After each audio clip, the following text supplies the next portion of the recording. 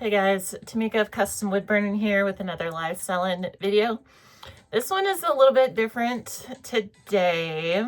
Kind of a ramble, kind of hopefully motivation of sorts, having to do with goals with live selling. I know that the social aspect of live selling can get to a lot of sellers because it's really part of our nature to compare ourselves to others and others' goals, others' journeys, regardless of how our experience compares to other sellers. Uh, you know, how our goals and our time money continuum aligns with other sellers. Everybody is different, and everybody comes to live sales to accomplish something different. And comparison really is the thief of joy. And it just like hurts me. It pains me to see any sellers get discouraged because of this particular thing, comparing ourselves to other people.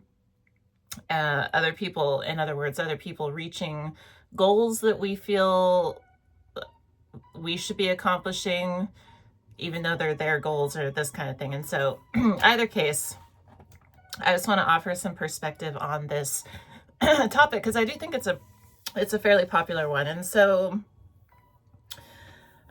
when it comes to goals in particular, I was going through quotes. I'm a big fan of quotes, and I was going through some, and I ran into one yesterday that said something, I think it was on Insta, said something like, how do you know if it's your goals or someone else's goals? You remove the audience. If you remove the audience and you're still as excited about accomplishing that goal, then it's your goal. But if you remove the audience and then the excitement fizzles away with the audience, then it was never your goal to begin with. And so oftentimes I think we pick goals for the accolades, and it doesn't really have anything to do with our personal journey. And so I think this is important to kind of calibrate, like if we're doing what we set out to do. When we start trying to accomplish other people's goals, well, that's a recipe for comparison, right? And it just kind of downhill, my opinion. Either case, what I'd like to offer is the perspective that there are like well over 20 million sellers, live sellers on Whatnot specifically. And it's all walks of life, all ages, all different businesses, all different products, all different vibes and energy levels, all different experiences that they're bringing to the table. Some have been entrepreneurs for decades, and some are like just coming out of high school or college. Some are under their parents' accounts still. Some are part-time, some are full-time, some are hobbyists, some have different income needs and goals, some have whole teams, some are family operated, husband, wife, some are like sisters, this kind of thing. There's so many different operations happening that it doesn't even make sense for us to want what somebody else has. Like we're talking in the tens of millions. That's so many people that like truly just show up and do your own thing, right? That there's a lot of folks who preach that there are right and wrong ways to do certain things, which, there are things that have been proven to work. Yes. There are things that tend to not work. Sure. However,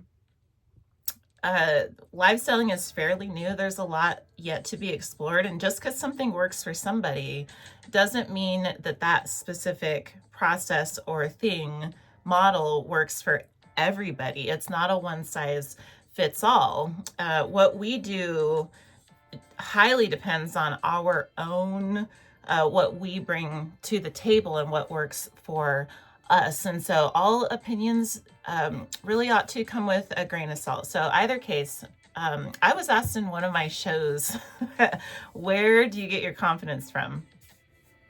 And it was like living rent free in my brain for months, if I'm being honest, because I was just like, oh, it's such a bizarre question. And I understand that it's because my sales are not, if one was to compare my sales to others who start at the same time on Whatnot as me, you'd be like, what is she doing? But I'm going to highlight what it is that I'm doing. And it took me a while to figure out a response to that. And I was just like, I don't know. It's just because I feel like I'm doing what I'm supposed to be doing. Like I'm here doing what I came here to do. And I'm content with that.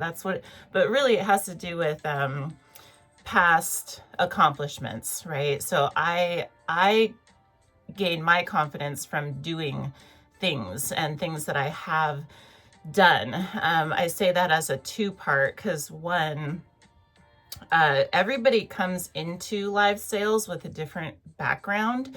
I have multiple industries behind me, and like 2 decades of work history in many different fields, and college and like all the things. And I know not everybody has that, but live selling is still brand new generally to everybody. But even just with live selling, there's confidence in doing the things. And so some of us feel like preparation is the key to confidence. But truly, and confidence does matter, by the way, but truly the confidence comes from doing. When you go do things, when we go do things, we don't have to know how we're going to do, but once we do the things, we gain confidence in that doing. Because once you go live, then you're confident that you could do it again. You're confident in how it would go if you do it again. Once you create some sales, then you're confident that you can continue doing that. Once you create a thumbnail, once you go do a raid train, all the things, once you push yourself out of your comfort zone and do things, that's how you gain your confidence in doing the things. And so with live sales, it's like you get in and you just push all the buttons and do all the things, and confidence comes with that because you know through doing what you're capable of doing. Hope that makes sense. Either case, here's a model that I work to in case this is helpful or adopt worthy for anybody else to use in their own business, because I know that a lot of folks feel like you got to hit the ground running, you got to go tackle these goals as fast as possible, X, Y, and Z. Okay, fine, nothing wrong with that, to each their own, truly. But I want to offer my process or my thought, because I just operate differently than most sellers. I do work full time. So to be fair, my motivation for income is different than many sellers. However, I think that the model that I work off could be beneficial to somebody. And so my approach with live sales is adopted from my experience as an electrician, actually. So I was a federal employee as an electrician for 7 years. And the career, even though it was only 7 years, it was like a fast track, and it went something like I got hired in as a helper. I was picked up with the apprenticeship after 6 months, started an apprenticeship to be an electrician. The apprenticeship is a 4-year program coupled between college and for trades, and then on-the-job training. So for the first 2 years-ish, you're at work, but you're also in the classroom. And then the remainder of the apprenticeship, remainder of the 4 years, you're just wholly on the job training and applying all those things that you learned in class.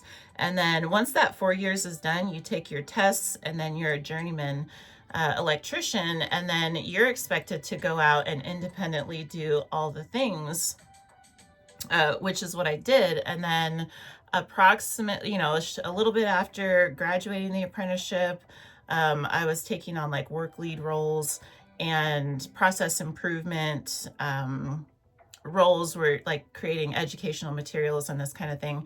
And then eventually I went on to work with the engineering department to basically write out the technical requirements for the jobs to then dish out to all the other electricians on the waterfront. And so in a 7-year span, it was a very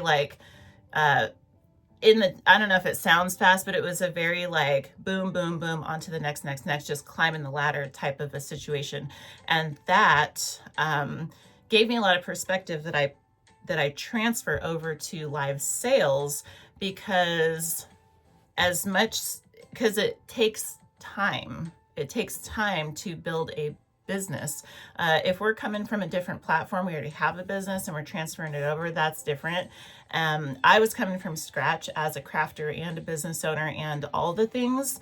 And so I chose to do what works for me, which is give myself about 4 to 5 years of grace to create my own ladder and do all the things on my own. And so when I came into Whatnot and to live sales, I was coming in with a mindset of like, I'm just here as a helper, right? I'm just here to absorb and experience and learn, and just like open-minded, no assumptions, just see what is this landscape and what are we doing over here for the first little bit. And then that moved into, similar to the, just aligned with the apprenticeship, just going into, okay, well, now I'm a student.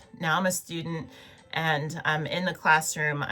I'm jotting things down. I'm putting things into practice. I'm learning and experimenting and figuring out, trial and error wise, all the things, right? And this had to do with the products that I was creating and the processes to sell the things and the different pockets and live sales and different, there's tools and different things within the app to familiarize and really get to know.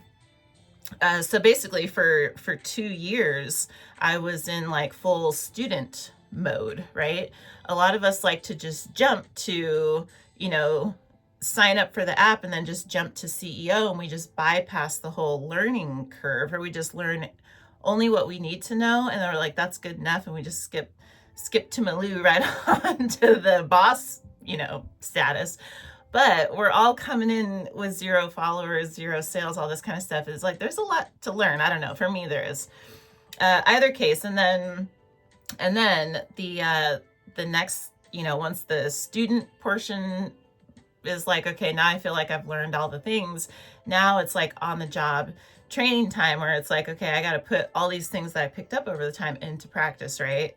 Product line, sales processes, different drop shows, like all the things that I've seen and practiced and know to work, putting all these things in alignment into practice to then dial in. So essentially, where some come in the door and they focus wholly on sales, narrowly focus on sales, which is, again, there's nothing wrong with that. But I just want to offer that there is another option, which is the way I'm doing it, or, anywhere in between, because it's kind of 2 ends of the spectrum, which is, instead of focusing on sales, focus on the foundation. And I feel like this is what I've been doing for the last 3 years, is building a foundation of what I truly believe in to work for me specifically, given my craft and my personality and what I can offer, and these kind of things, like the pace that I'm trying to work at. We might see someone doing pallet pulls and we think, oh, I want to do that. But like, do you really? Cool if you do, but if you don't want it just because someone else has it. The goal is to be in alignment with oneself, right? To do what you came here to do. And if pallets ain't that, then we don't have any business doing that. And to me, my perspective is, it takes time to really filter all the noise out and figure out what it is left on the table that is for me specifically. And I encourage every seller to do this, because I've had a lot of jobs in my life, and I am well aware that there are similarities across every industry. And I see the trials and tribulations that come with like corporate and federal employment trickle over into live sales. It's like we adopt we have the certain freedoms technically of being an entrepreneur, but we've built ourselves a business that we're slave to. And I mean this in the most like sincere way, that if that we really have to ask ourselves, is that what we are trying to build for ourselves is something that is difficult to sustain and keeps us in a constant competitive cycle that we can't really escape from, that doesn't leave us with options. It takes a lot of planning and intention to build something that we love,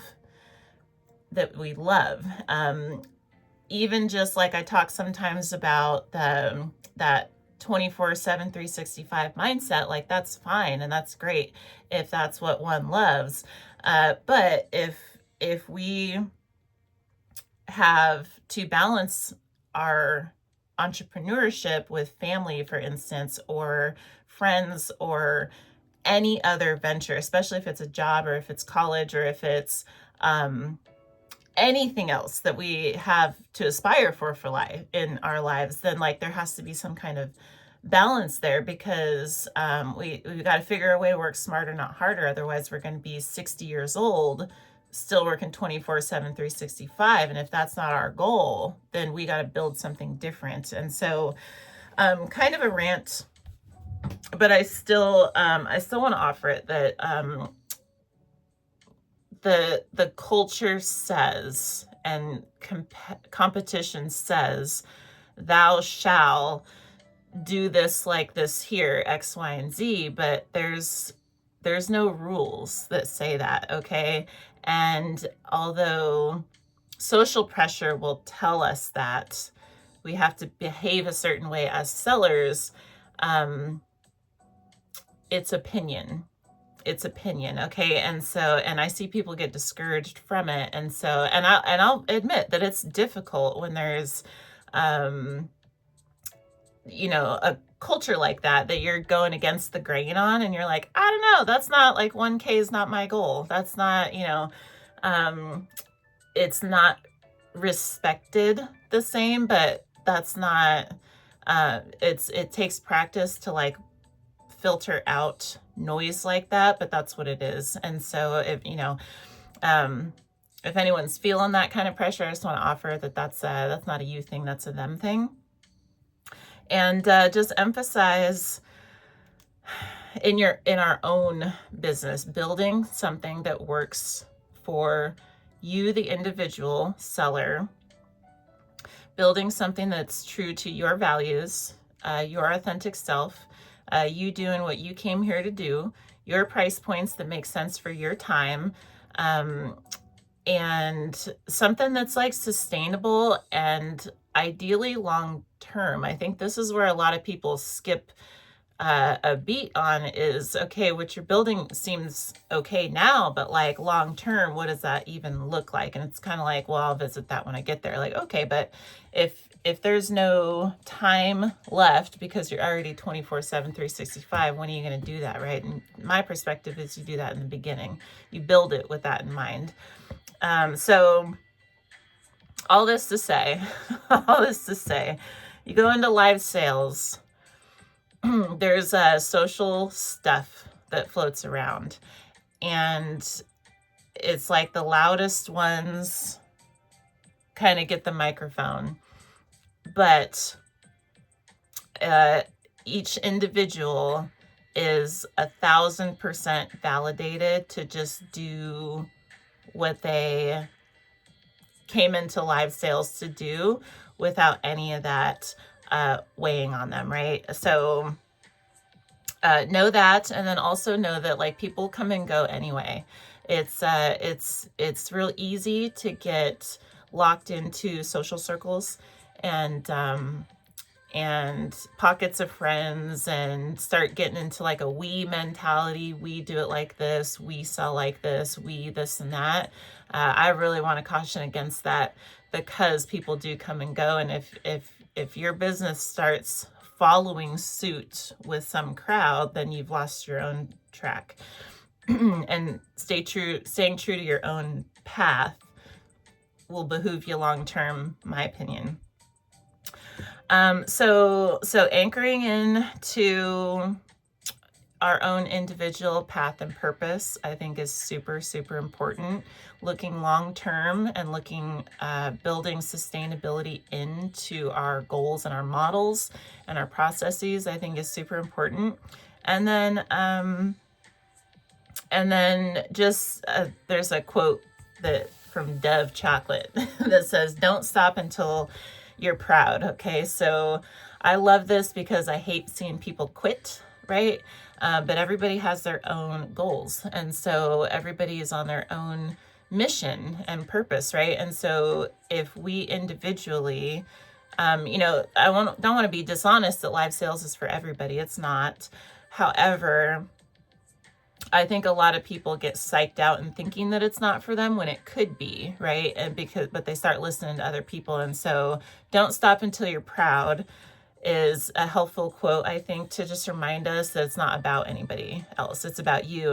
And if you keep going until you're proud of yourself, then it calibrates mindset to only compare yourself to who you were yesterday and who you're trying to be tomorrow, right? So every time we go live, if we show up to the best of our ability based on where we're at and what we're doing, and we're just inching forward and making progress in our own terms, then that's something to be proud of. And it doesn't matter if Susie Q or Joey whatever are surpassing us, because again, there's tens of millions of people. It does not matter what anybody else is doing. It only matters what you're doing and if you are on track with your own goals. And so don't let other people's success or opinions get you to quit, right?